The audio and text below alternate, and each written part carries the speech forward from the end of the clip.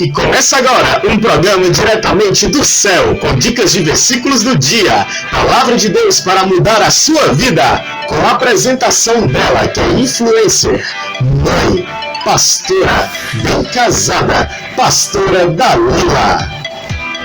Pastora Dalila está conosco e apresenta o último programa da temporada 2019 do programa Independência é Morte. Boa noite, boa noite, boa noite! Está no ar o último episódio do programa Independência é Morte. Queridos, no nosso último programa, domingo passado, nós tivemos a presença do pastor Renato. Aprendemos sobre sabedoria. E hoje não poderia ser diferente, porque para encerrar tem que ser em grande estilo. Você concorda? Então, para encerrar hoje, nós temos ninguém mais, ninguém menos do que uma pastora vindo de Curitiba. Ela veio especialmente para ministrar aos nossos corações. Ela é pastora, esposa do nosso pastor Canté. Ela é sensacional, uma mulher de Deus, relevante nessa sociedade. E eu queria convidar aqui a pastora Eliane Canté para nos ministrar nessa noite. Você pode aplaudir bem forte.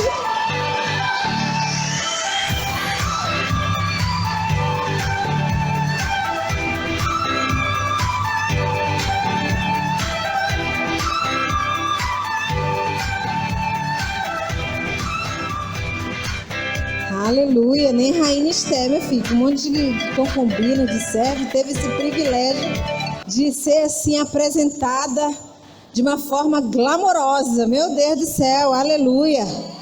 Nem Salomão também teve esse privilégio de ter pessoas tão servas como vocês, assim, tão cheios de Jesus, tão cheios do Espírito Santo, amém? Aleluia. Então, para quem não me conhece, mais uma vez gostaria de reforçar, depois dessa poderosa apresentação. Eu sou a pastora Eliane Canté, né? Eu sou casada com o pastor Canté, cantor. Acredito que muitos conhecem aqui, muitos talvez não conhecem. Se puder acender as luzes, eu agradeço. Vendo o rosto do povo. E estou morando em Curitiba há mais ou menos 3 anos. Moramos aqui no Ceará por 11 anos e momentos assim que marcaram o nosso coração, a nossa vida, e é tão bom, tão gratificante estar de volta aqui no Nordeste, né? Queria mais uma vez agradecer a vida do pastor Daniel, pastora Dalila, que são pastores de excelência, assim, quanto que nós temos carinho por eles e mais ainda nos alegramos em saber que a presença de Deus está sobre a vida deles e a gente vê o fruto, o resultado através da vida de vocês, né? Que é o óleo desce, né, através da barba do Arão, né? A barba dele não está tão grande assim, mas dá de descer bastante óleo. Amém? Então, vamos lá, queridos. Nós vamos estar falando um pouquinho hoje à noite sobre focando no propósito de Deus. Olhe para o seu irmão e diga para ele: focando no propósito de Deus. Você conseguiu decorar aí? Diga para ele agora. Amém. Amém. Nós vamos estar vendo a história de 2 reis, o quanto que a vida de cada um, né, teve seus resultados dependendo da história, da forma como eles viveram. Mas eu queria que você abrisse a sua Bíblia, por favor, em 2 Reis, capítulo 20. Nós vamos estar lendo a partir do versículo 1 ao 7. Vamos estar vendo um pouquinho aqui sobre a vida do rei Ezequias. Aleluia.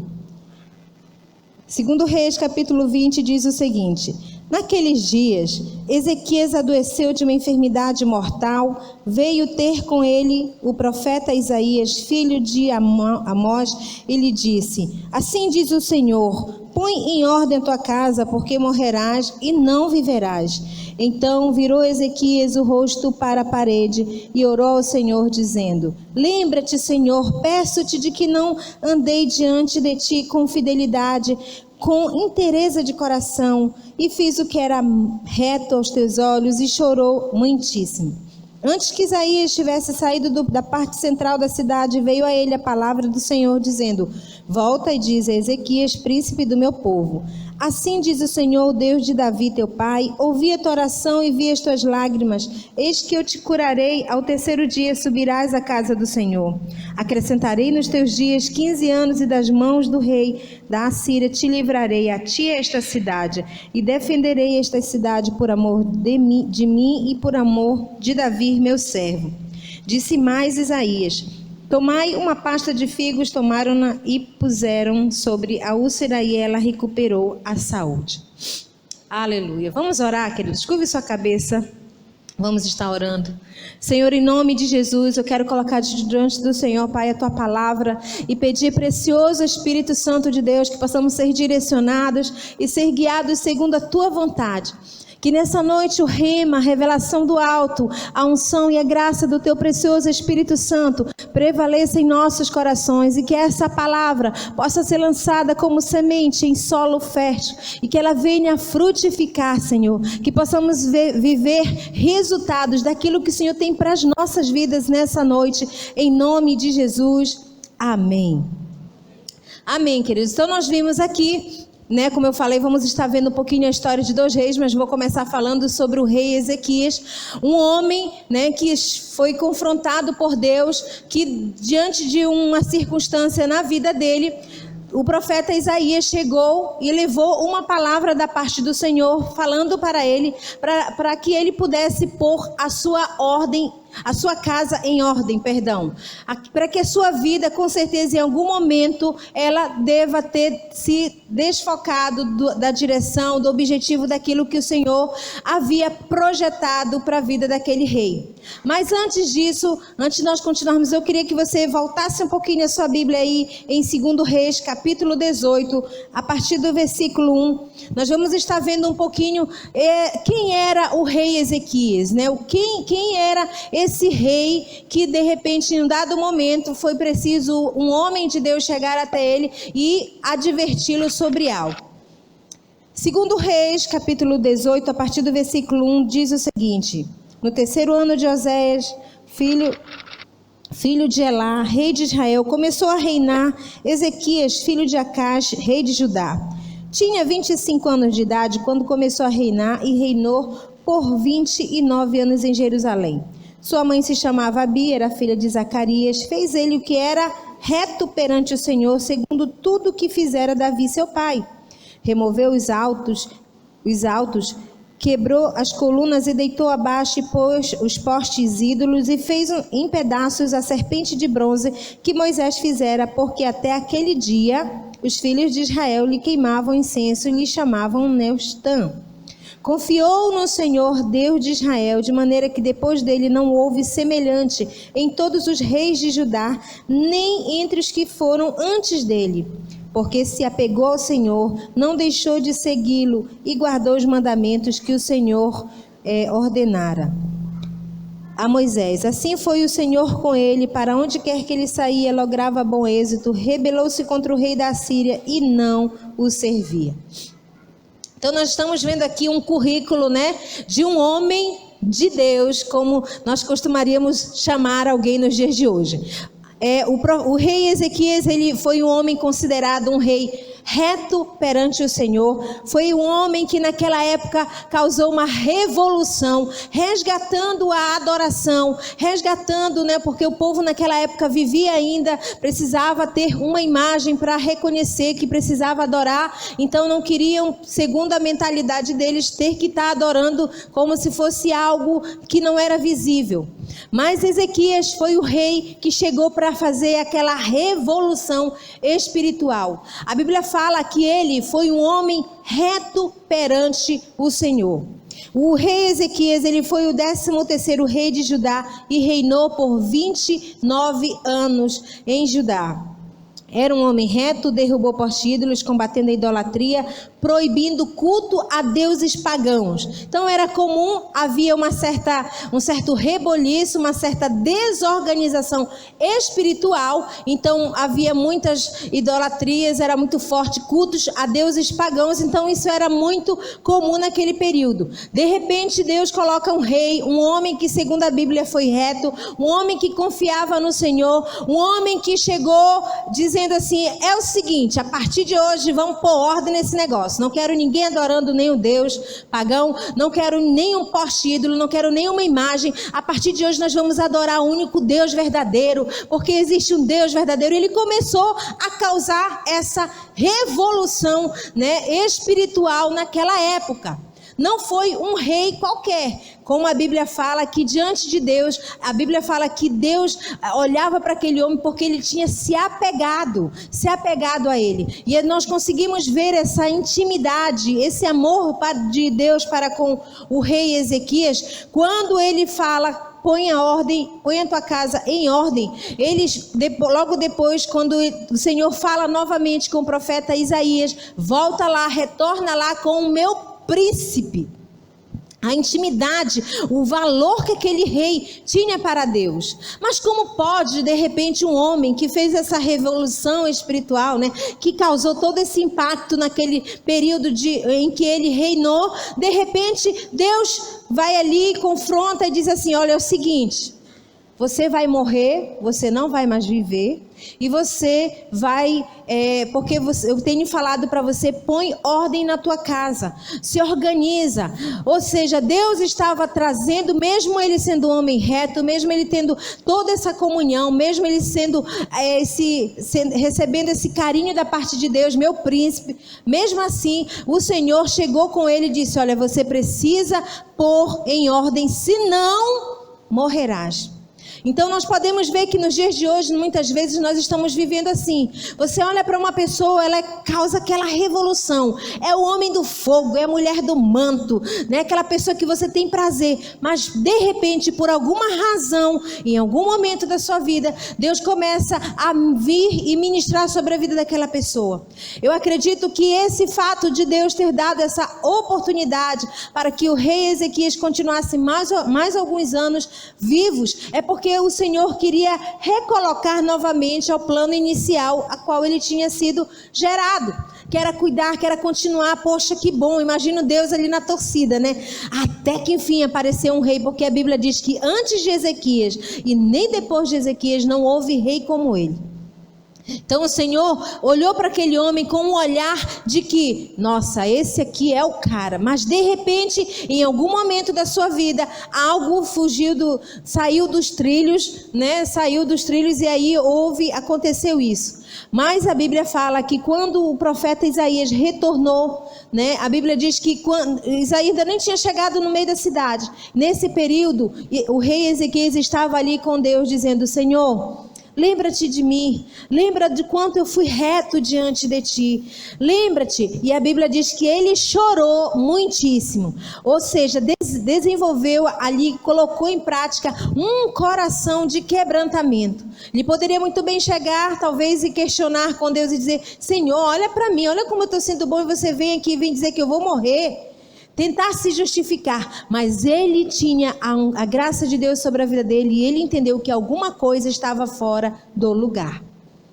E quando nós começamos a estudar sobre a vida dele, nós conseguimos ver algumas áreas em que depois desse processo, depois desse período em que Deus deu como se fosse a segunda chance, ele ainda assim continuou sem ter voltado para o plano original, a qual ele tinha sido vestindo mesmo a capa de ser um bom rei, de continuar em retidão diante do Senhor. Ainda assim, nesse período, ele infelizmente escorregou, né, em algumas áreas da sua vida.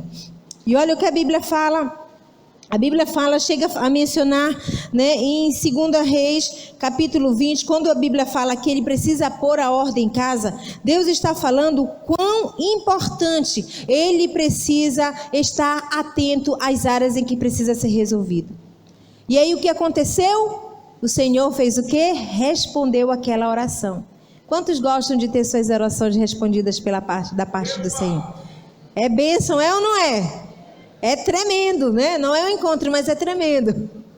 É maravilhoso ter as nossas respostas, né? Ter o resultado do nosso clamor. E o rei Ezequias também teve seu resultado diante de um clamor de oração. E nesse processo desses 15 anos, né, a Bíblia fala que Deus trouxe a promessa sobre a vida dele, que no versículo 6, que não haveria nenhuma guerra, que ele poderia ficar tranquilo, que o exército, o rei da Síria não o atacaria e que ele teria um reinado de paz. E aí o que aconteceu? Opa! Como é que é, Senhor? 15 anos... Então o Senhor vai me dar mais 15 anos, que bênção, meu reinado vai ser de paz, né? Então, poxa, que bom. Ele se acomodou. E nesse momento, queridos, que ele se acomodou, ele, ao invés de aproveitar esse período que Deus tinha concedido a ele, o que é que ele fez? Ele se acomodou e cometeu alguns erros nesse período, nesse processo, como se fosse no processo da segunda chance da parte do Senhor. Olha só o que aconteceu em 2 Reis, capítulo 20. Vamos continuar lendo aqui a partir do versículo 12. Um dos primeiros erros que ele cometeu, ele não vigiou ao perigo do inimigo. Nesse tempo, Merodach-Baladã, filho de Baladã, rei da Babilônia, enviou cartas e um presente a Ezequias, porque soube que estivera doente. Ezequias se agradou dos mensageiros e lhes mostrou toda a casa dos seus tesouros e prata e ouro, as especiarias, os óleos finos, o seu arsenal e tudo quanto se achava nos seus tesouros. Nenhuma coisa houve, nem em sua casa, nem em todo o seu domínio, que Ezequias não lhes mostrasse. Então Isaías, o profeta, novamente, veio a Ezequias e disse: que foi que aqueles homens disseram e de onde vieram a ti? Respondeu Ezequias: de uma terra longínqua, vieram da Babilônia. Perguntou ele: que viram em tua casa? Respondeu Ezequias: viram tudo. Quanto há em minha casa, coisa nenhuma há nos meus tesouros que eu não lhes mostrasse. Um dos primeiros erros que ele cometeu nesse processo da segunda chance que o Senhor tinha lhe dado, ele não vigiou ao perigo do inimigo. Aqueles mensageiros, aqueles homens que foram lá levar o presente, levar as cartas do rei, como, ficamos sabendo que você está doente, então estamos aqui. Aí ele parou e pensou, o rei Ezequias, são amigos, poxa, se importaram comigo. Surgiu então aí ao redor a notícia de que eu estive doente e agora eles vão vir aqui, como meus amigos, porque o povo da Babilônia era inimigo. E de repente está ali, ele pensou, não, eu estou vivendo os últimos anos da minha vida, então eu preciso ser legal com o inimigo. Foi mais ou menos isso que ele pensou. Eles lembraram de mim, olha só, eles trouxeram presente, vieram de um lugar tão longe. Mas o profeta Isaías, quando se depara com ele pergunta: quem são aqueles homens? De onde eles vieram? Eles vieram de uma terra longe. E mas o que você mostrou para eles? Eu mostrei tudo. Tudo que tinha aqui, não teve nada, não houve nenhum tesouro, nada que eu não mostrasse para aqueles homens. O que nós vemos aqui, queridos, nesse momento? Muitas vezes o Senhor nos dá a oportunidade, muitas vezes nós vivenciamos áreas nas nossas vidas. Temos a oportunidade para nos guardar, nos resguardar das brechas que muitas vezes nós damos para o inimigo. E a nossa vida se torna algo público, se torna algo aberto. Momentos onde você precisa exaltar o nome do Senhor, precisa glorificar o nome do Senhor. Muitas vezes você está dando legalidade, abrindo a boca para que o inimigo entre e roube. E você mostra como realmente, de fato, você está. Eu preciso então estar escondendo a minha vida. Não é disso que eu estou falando. Eu estou falando de algo além. Muitas vezes nós temos motivos para dizer: louvado seja o Senhor, bendito é o Deus da minha vida, aquele que trouxe a salvação, aquele que me ama, aquele que cuida de mim todos os dias. Mas o que nós fazemos? Muitas vezes nós murmuramos, muitas vezes nós lamentamos, muitas vezes nós nos colocamos na posição de vítima. É isso que acontece. Era o que estava acontecendo aqui. Ele quis dar uma de bonzinho com o inimigo. E às vezes a gente sai falando para todo mundo, tá tão difícil, tá difícil na área financeira, mas domingo tá aqui, porque eu sou de Jesus, eu sou de Jesus, eu sou de Jesus. Muitas vezes está proclamando algo onde na vida, onde os fatos não estão correspondendo com aquilo que está declarando. Uma boca que confessa que é vitorioso um dia e no outro dia é derrotado, ele ainda não entendeu ainda quem ele é em Cristo Jesus. Porque nós precisamos estar vivendo, queridos, dia após dia, confessando a vitória. Porque eu estou aqui na igreja, estou adorando, estou buscando a Deus, mas quando chego em casa não tem jeito, minha família não tem jeito, meu marido não tem jeito, meus filhos não tem jeito, eu nunca vou vencer na área financeira, eu nunca vou ser curado dessa doença. Abre a porta para o inimigo entrar. Quantas vezes nós fazemos isso? E Deus está nos dando oportunidades todos os dias. A Bíblia fala que as misericórdias do Senhor, elas se renovam todos os dias, a cada manhã.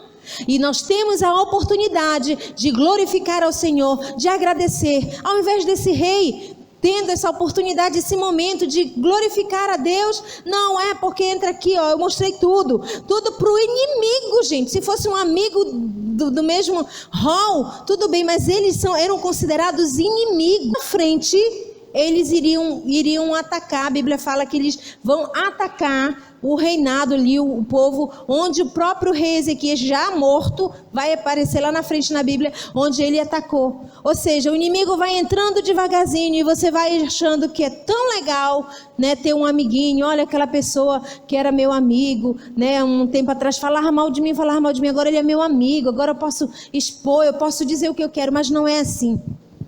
Deus nos dá oportunidades, queridos, todos os dias, para glorificar a Deus e fechar a porta da nossa casa, para não dar motivos para que o inimigo entre e saqueie. Porque o que aconteceu? Eles foram disfarçados. Vai lá, leva um presente. Olha o que eles trouxeram. Está aqui um presente. Olha como eles se importaram comigo. Quantos talvez aqui nessa região nem se importou comigo? Olha, o inimigo está mais convertido do que esse. Às vezes a gente age dessa forma. E ele foi um dos erros que ele cometeu. Outro erro que ele cometeu nesse processo, né, da segunda chance de Deus, não teve atitude diante do que ouviu. Olha o que a Bíblia fala no versículo 17 de 2 Reis, capítulo 20. Depois dessa visita desse inimigo aí, né, lá na casa dele, em que ele mostrou tudo, olha o que a Bíblia fala, o que iria acontecer. Então disse Isaías a Ezequias: ouve a palavra do Senhor. Depois que ele já tinha aberto a sua casa, né, para o inimigo. Olha o que aconteceu. Eis que virão dias em que tudo quanto houver em tua casa, com os que entesouraram seus pais até o dia de hoje, será levado para a Babilônia. Não ficará coisa alguma, disse o Senhor. Depois que o profeta Isaías chegou ali com aquele diante do rei, ele falou: como é que pode? Por que você fez isso? Olha, deixa eu dizer, assim diz o Senhor, vai chegar um tempo em que tudo que você entesourou aqui, tudo que você mostrou, vai ser arrastado pelo povo lá da Babilônia, que você, em outras palavras, né, que você está achando que eles são tão legais. Imagina. Então outro erro que ele cometeu gravíssimo, além de ter aberto a porta para o inimigo, ele não teve atitude diante do que ele ouviu. Porque geralmente, queridos, quando nós ouvimos às vezes algumas notícias ruins, tribulação, passamos por dificuldades, nós muitas vezes nós agimos assim: porque realmente não tem mais jeito, e aí o inimigo vem, você não vai dar certo, você não vai vencer, você não vai romper, você vai ser sempre um derrotado, e você faz o quê? Você cruza os braços. E foi isso que aconteceu com o rei Ezequias. Ele cruzou os braços diante de uma notícia. Imagina alguém chegar com você hoje, chegar conosco e dizer assim: olha, deixa eu dizer uma coisa para vocês, daqui a alguns anos a sua casa vai ser saqueada, seus filhos vão morrer queimados na rua, sua família, tudo vai ser destruído, tudo que você tem. Vai ser destruído? Deixa eu esperar então. Não é assim que nós vamos agir. O que nós vamos fazer? Não, na minha casa não. Não, aqui não, meus filhos não, minha família não, meu trabalho não. Não, minha casa não. Geralmente nós somos tomados por uma posição. Ou agimos também como ele. Ah, porque sua família não dá certo, você não vai vencer, você não vai romper. Eu já até desisti, para mim não tem mais jeito não. Não, nós caímos no mesmo erro que o rei Ezequias caiu. Sabe o que ele fez? Ele cruzou os braços, queridos. Enquanto que hoje nós precisamos entender que não é de braços cruzados que as coisas vão acontecer. Sabe quando o milagre vai acontecer na sua vida e na minha vida? Quando nós entendermos que é de braços abertos, como Jesus ficou, que nós alcançaremos a vitória. É de braços abertos, não é com braços cruzados. Porque nós entendemos que é o preço, o sacrifício que Jesus fez ali na cruz do Calvário não foi em vão. E ele ficou o quê? De braços cruzados. Em vez dele, o que ele deveria ter feito? Eu tenho que aproveitar esse período que o Senhor está me dando e vou convocar a nação. Vamos proclamar um jejum, vamos proclamar oração e o inimigo não vai nos atacar, porque ele estava sendo avisado. Vai chegar um tempo em que o povo inimigo vai atacar, vai saquear e tudo aquilo que vocês estão entesourando, porque ele mostrou o quê? A Bíblia disse, os tesouros. Foram os tesouros que ele mostrou.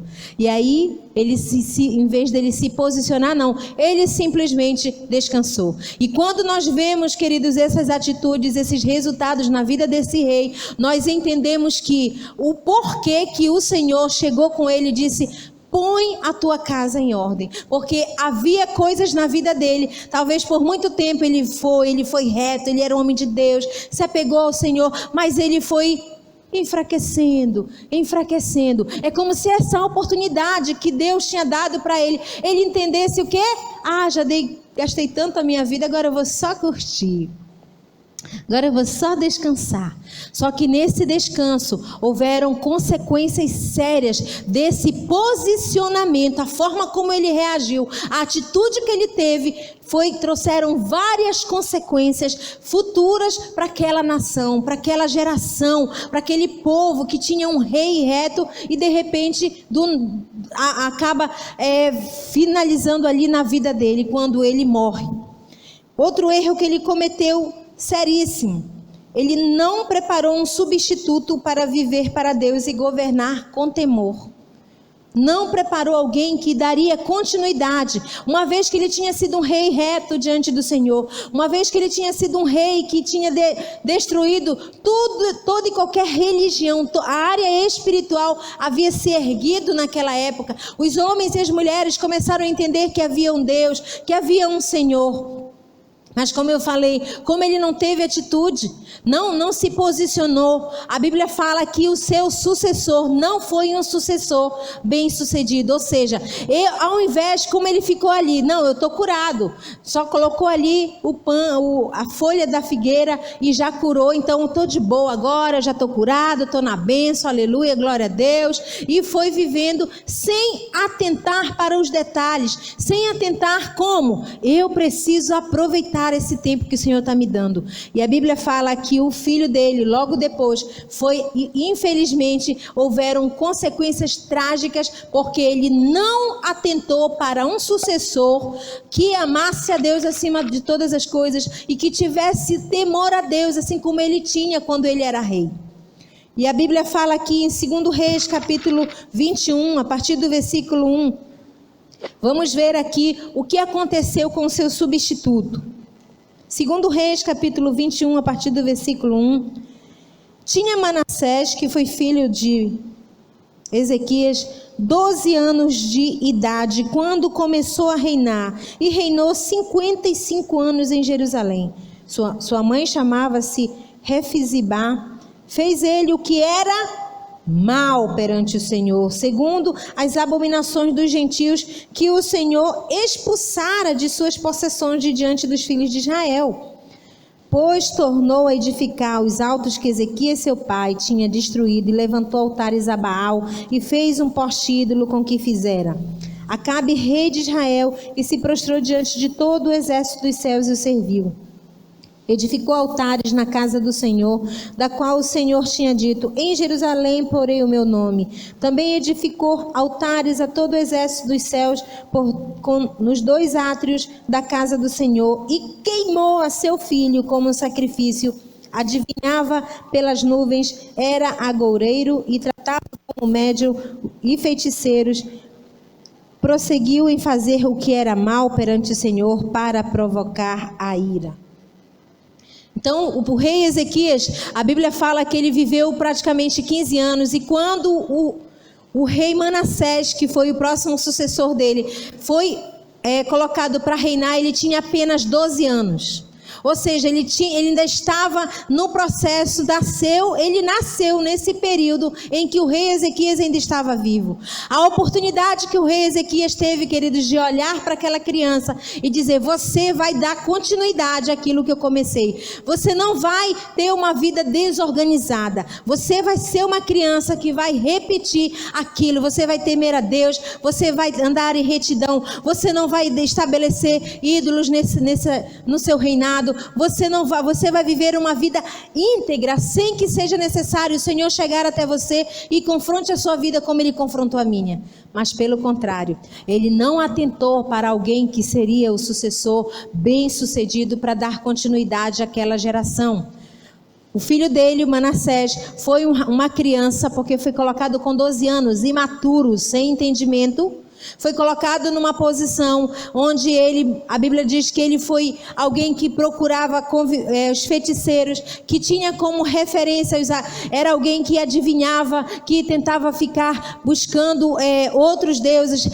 Aquilo que o pai dele por anos destruiu, ele reconstruiu novamente. Ou seja, onde havia paz, onde havia presença de Deus, onde o pai dele com retidão cuidou tanto, ele como filho não foi um rei bem-sucedido. A Bíblia fala que ele fez tudo que era mal. Ele era tão mal mesmo, gente, porque a ponto dele querer matar o próprio filho, ele matou o próprio filho. Para você ver o estágio de maldade na vida do ser humano. Então ele foi alguém que não continuou aquilo que deveria ser como bênção. Por causa de quê? Por causa da vida de um rei que não soube aproveitar a oportunidade que o Senhor havia dado para a vida dele.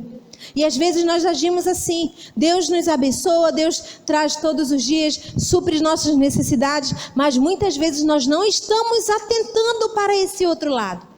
Não estamos atentando para a nossa vida, o nosso dia a dia, nossos filhos, nossa geração, nossos netos, bisnetos, tataranetos. Como será? Como eles serão? Como lembrarão de nós? Como homens e mulheres que andaram em retidão? Como homens e mulheres que não adoravam a deuses pagãos? Como homens e mulheres que acima de tudo havia o temor no seu coração? Assim que vão lembrar de nós? Mas o maior resultado positivo dessa lembrança será a nossa geração.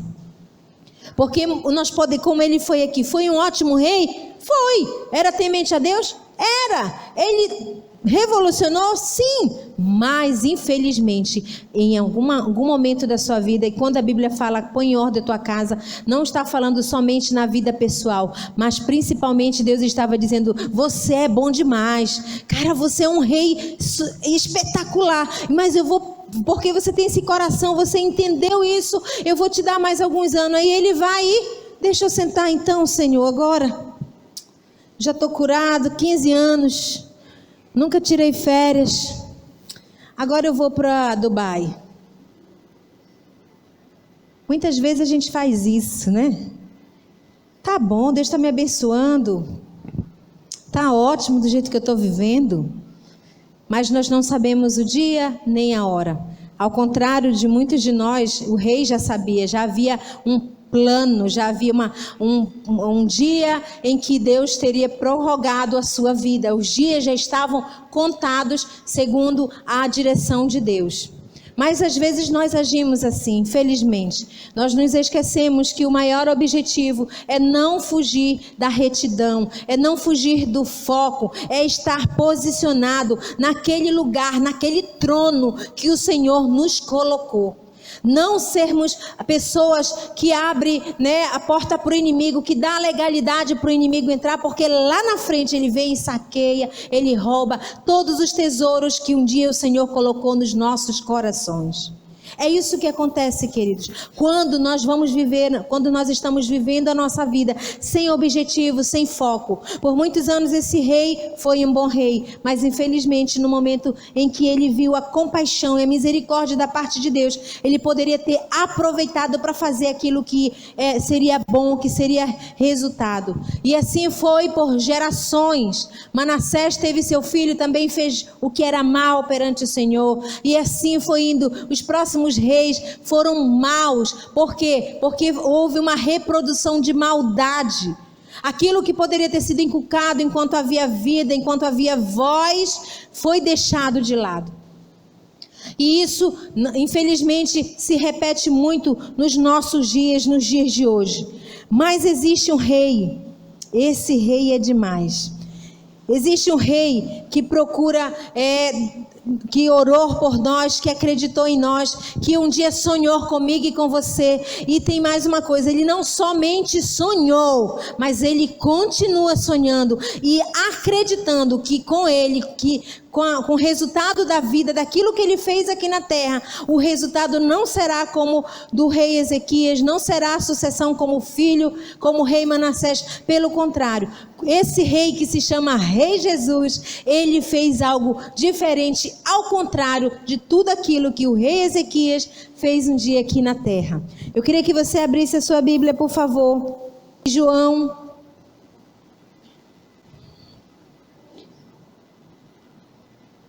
capítulo 17, a partir do versículo 9. Olha aqui o que esse rei fez conosco aqui. João 17, a partir do versículo 9, vamos estar vendo aqui. Olha o que a palavra do Senhor diz. Jesus está orando por nós. É por eles que eu rogo, não rogo pelo mundo, mas por aqueles que me deste, porque são teus. Ora, todas as minhas coisas são tuas, e as tuas coisas são minhas, e neles sou glorificado. Já não estou no mundo, mas eles continuam no mundo. Ao passo que eu vou para junto de ti, Pai. Santo, guarda-os em teu nome que me deste, para que eles sejam um, assim como nós. Quando eu estava com eles, guardava-os no teu nome que me deste, protegi-os, e nenhum deles se perdeu, exceto o filho da perdição, para que se cumprissem as Escrituras. Agora, pois, vou para junto de ti, isto falo ao mundo, para que eles tenham o meu gozo completo em si mesmo. Eu lhes tenho dito a tua palavra, e o mundo os odiou, porque eles não são do mundo, como também eu não sou. Não peço que os tire do mundo, e sim que os guarde do mal. Eles não são do mundo, como também eu não sou. Santifica-os na verdade, a tua palavra é verdade. Assim como tu me enviaste ao mundo, também eu os enviei ao mundo. E a favor deles eu me santifico a mim mesmo, para que eles também sejam santificados na verdade. Não rogo somente por estes, mas também por aqueles que vierem e crer em mim, por intermédio das tuas palavras.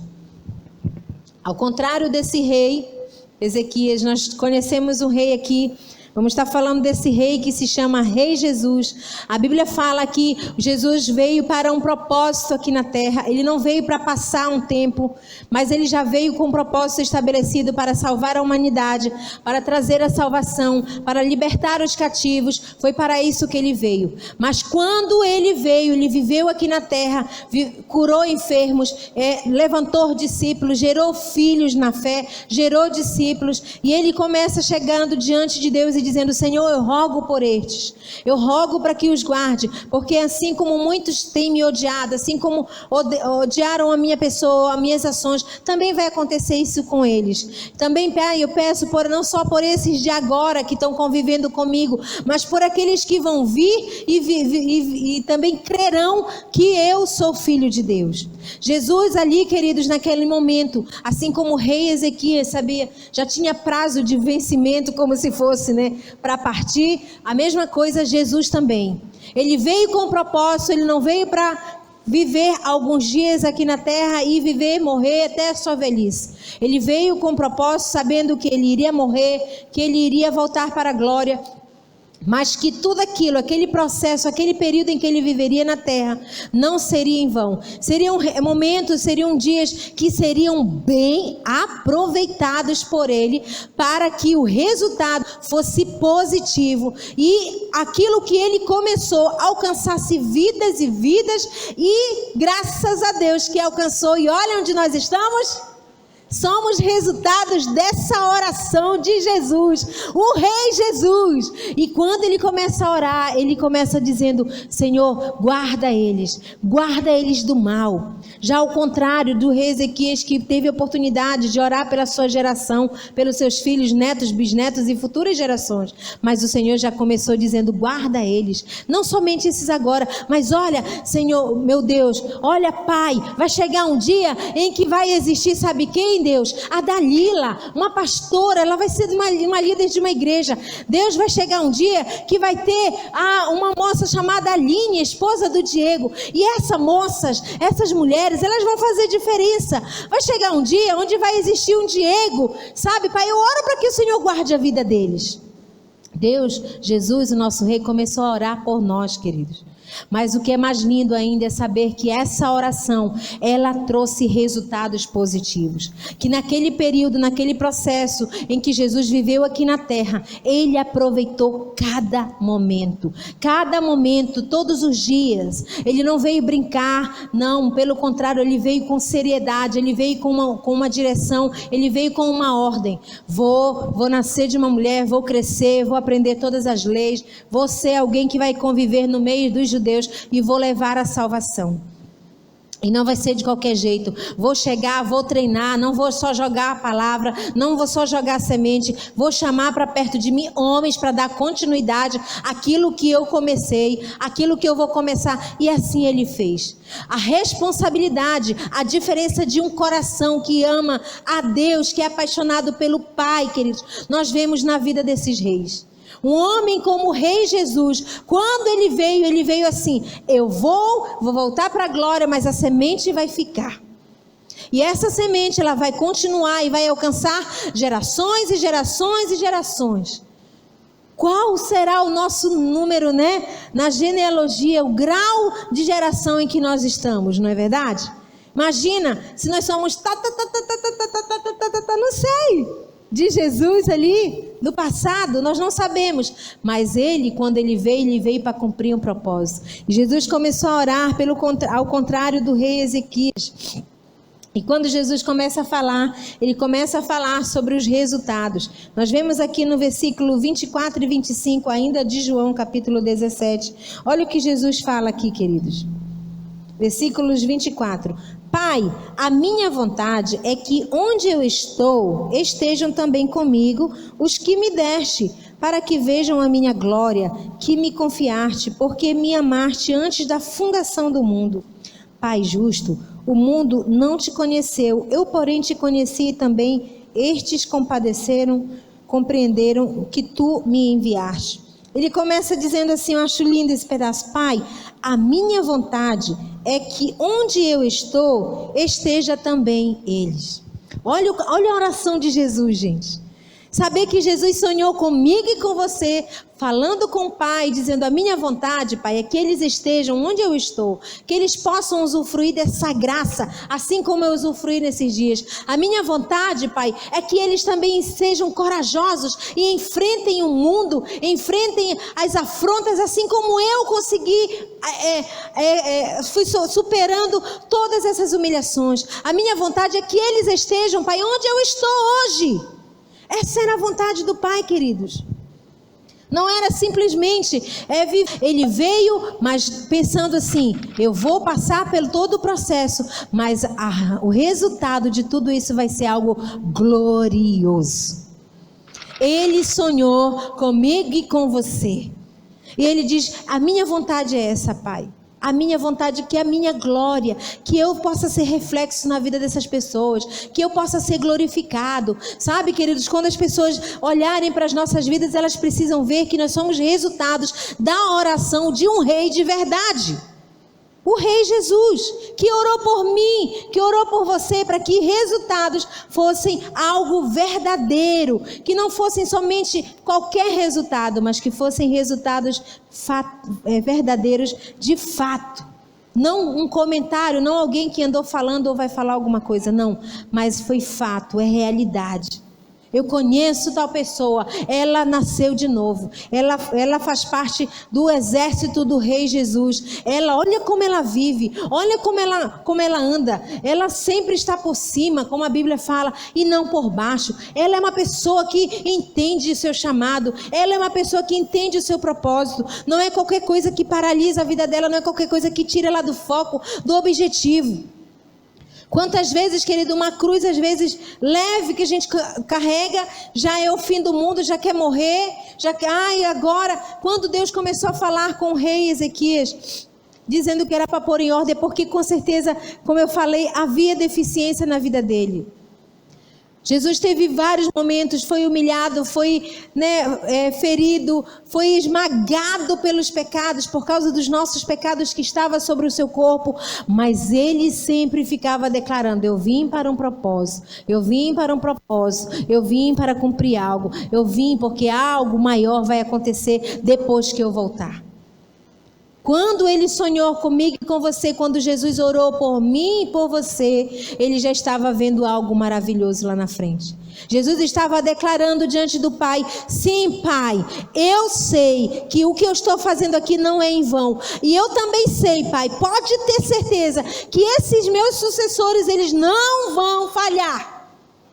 Não haverá falhas na vida deles, não haverá, pelo contrário, terão resultados positivos. As pessoas vão olhar para a vida deles e vão ver que a minha glória está sobre a vida deles. Vão olhar e vão sair correndo: eu quero o que você tem, eu quero esse Jesus, eu quero esse amor que está sobre a tua vida, eu quero isso. Sabe por quê, querido? Você vai poder olhar para a pessoa com autoridade e dizer: eu sou sucessor de Jesus. Eu sou resultado de oração de um rei que me ama, de um rei que acredita em mim, com muita alegria, sabe, com santo orgulho, que nós podemos dizer isso, que nós fazemos parte desse grande exército. E não só nisso, não, mas na generosidade, na fraternidade, na compaixão, né? Vontade de ajudar, Então, tudo aquilo que Jesus viveu como rei, sendo rei, como nós podemos reproduzir, como nós podemos dar continuidade a esse processo que o próprio Senhor Jesus viveu. Não podemos ficar olhando para a realidade, para o mundo natural. A Bíblia fala que o Senhor Jesus disse: eis que estarei convosco todos os dias até a consumação do século. Não é só em alguns momentos, queridos, mas é todos os dias. Ai, pastora, mas é tão difícil seguir Jesus. Você não entende a afronta, a humilhação que às vezes eu enfrento. Você não entende as dificuldades. Ai, pastora, é tão difícil. Às vezes dá vontade de desistir. Não desista, porque o Rei Jesus conta com você. Ele conta com a sua participação no reino. Ele conta comigo e com você, queridos, para dar continuidade. Não podemos falhar. Não podemos parar. Amém? Diga para o seu vizinho: você não pode parar. Porque o rei conta contigo. Ele conta conosco, queridos. Não é por um acaso, sabe, que nós nos reunimos para louvar e engrandecer o nome do Senhor, para cantar as maravilhas do Senhor, porque grandes coisas tem feito o Senhor por nós, por isso estamos alegres. É motivo de júbilo, de muita alegria, o passardes por muitas tribulações. Já pensou você ouvir isso da palavra de Deus? O Senhor falando: olha, quando você estiver passando por luta, por tribulação, solte um sorriso bem grande. Ai, mas é tão difícil.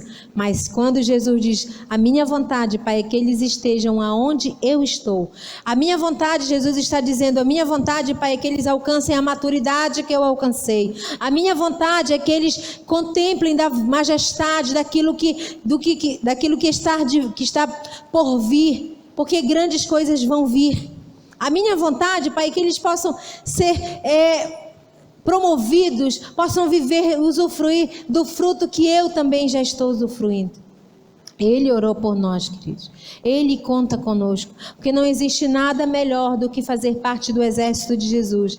E não somente isso, mas saber que Ele conta comigo e com você, para fazermos a diferença, para dar continuidade. Sabe, muito triste quando a gente ouve essa história da família do rei Ezequias. De repente trabalhou, fez o que fez, tanta coisa, mas de repente porque ele não vigiou, porque ele se acomodou, porque ele fugiu do propósito, esqueceu de que poderia aproveitar os seus últimos dias para continuar aquilo que já tinha no seu coração, esqueceu disso. Infelizmente o resultado foi uma catástrofe na sua família.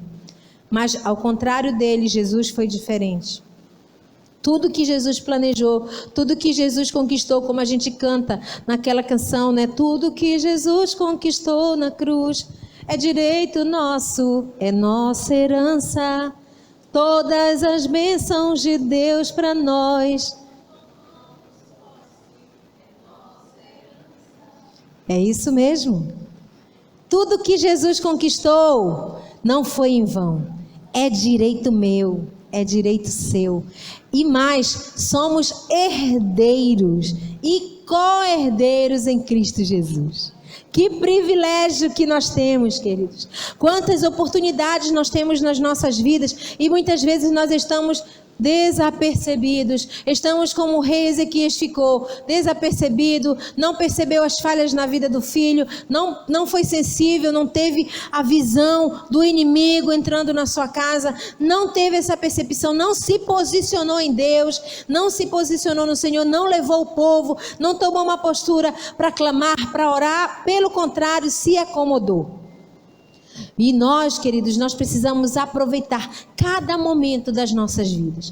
Lembro que mais ou menos há uns 4 meses atrás, eu estava na igreja e eu comecei a passar mal. E estava com uma discípula minha, eu falei, me leva na UPA, que eu não estou aguentando, eu estou desfalecendo. A sensação que eu tinha é que eu estava desfalecendo. E eu confesso que eu tive, assim, receio e medo de morrer. Literalmente. E aquilo ali para mim foi muito forte. Eu indo no carro com a minha discípula, e aí eu falando, acelera aí, vamos começar a orar. E eu comecei a orar em língua. Senhor Jesus, Senhor, me perdoa, Senhor, se em algum momento eu falhei. Jesus, eu sei que tem grandes coisas, eu sei que o Senhor tem promessas para a minha vida. Eu comecei a orar, e chegamos lá no hospital. Fui atendido, pressão normal, fui direcionada para fazer os exames cardíacos, e graças a Deus deu tudo normal, só deu uma alteração, infelizmente na época pré-diabetes tinha dado. E nesse processo de exames, eu lembro que um dia eu estava num consultório fazendo os exames de imagem, e eu comecei a olhar para aquelas pessoas que estavam sentadas ali. E eu pensei assim, nossa Senhor, quantas pessoas hoje vão estar fazendo esses exames de imagem, ultrassom, tomografia, ressonância, e quantos talvez hoje vão ser surpreendidos com os resultados, sejam eles positivos, sejam eles negativos. Talvez muitos estão entrando ali, mas vão sair com um diagnóstico de fim, de já está contado os seus dias. E eu comecei a olhar para aquilo, e aí eu lembro que Deus começou a ministrar no meu coração e falou o seguinte: a mesma coisa acontece com as pessoas às vezes. Elas não sabem, elas não têm propósito, elas não conseguem viver o objetivo. E às vezes quando elas vão passando o tempo, quando elas se deparam com uma realidade, já é tarde demais. Poxa, por que eu não aproveitei? Poxa, por que eu não vivi aqueles momentos que era para me ter vivido? Diagnóstico de saúde. Poxa, por que eu comi muito doce? Por que eu comi muito pão? Por que o colesterol está tão alto? Por quê? Eu lembro que um dia logo depois dessas crises, nós fomos no médico, Eu falei para o Canté, amor, vamos procurar o médico, vamos fazer nossos exames, vamos fazer um check-up. Aí fomos lá no cardiologista. Aí o cardiologista olhou para nós assim, olhando aqueles resultados dos exames, ele falou: olha, aqui está tudo ok, eletrocardiograma, exame cardiovascular para ver se tinha gordura na veia e tarará. Ele falou: olha, aqui está tudo bem, a única coisa que eu acredito que está acontecendo com vocês dois é que vocês estão muito gordos. Até a Rebeca, depois que chamou, o médico disse que nós estávamos gordos. A Rebeca, mãe, isso é bullying. Eu falei, minha filha, nós sofremos bullying hoje à tarde. Eu falei, tá vendo? Nós estamos gordos, então nós vamos emagrecer agora. Vamos fazer dieta, vamos nos cuidar. Mas enquanto a gente comia muitos McLanche feliz, muitos McDonald's, muito churrasco, muita picanha, né? Tipo, a gente vai vivendo. Até o dia em que alguém chega e diz assim, você está gordo. Você diz assim, eu? Só por causa disso eu vou comer 5 francês agora. Não é não? Às vezes a gente é tendenciado a se revoltar. Ao invés da gente, poxa, é verdade, né? Vamos vigiar na terra. Em vez de 5, começa diminuindo, vai para 4, 3, 2. Não é não? Então nós estamos tendenciados a isso. Até o dia em que chega alguém e diz, o estágio que nós estamos. Mas para que nós não venhamos a chegar no estágio já avançado, a gente precisa cuidar. Tanto na vida pessoal, quanto na vida espiritual. Às vezes você está sobrecarregado, você está cansado, não tem ânimo, não tem prazer. Vamos para a academia espiritual. Vamos buscar mais de Deus, vamos ler mais a Bíblia. Sim, vamos se alimentar sim, mas do pão da vida. Vamos buscar mais ao Senhor, aproveitar as oportunidades, queridos. Porque quando nós morremos pela boca, seja pessoal ou seja espiritual, o resultado é trágico. Então nós precisamos entender isso. Não precisamos esperar que chegue um profeta e diga, põe em ordem a tua casa. Por que esperar? Como é que um homem vivia tão bem, de repente, peraí, como é que ele é reto e agora tem que pôr em ordem a casa dele? Não estou entendendo. Desfocou no meio do caminho. Saiu do trilho, né? Desfocou do propósito. Foi ontem que nós vimos o metrô, né? Bateu o que foi? Saiu fora do trilho. De controle ali, acidente na certa.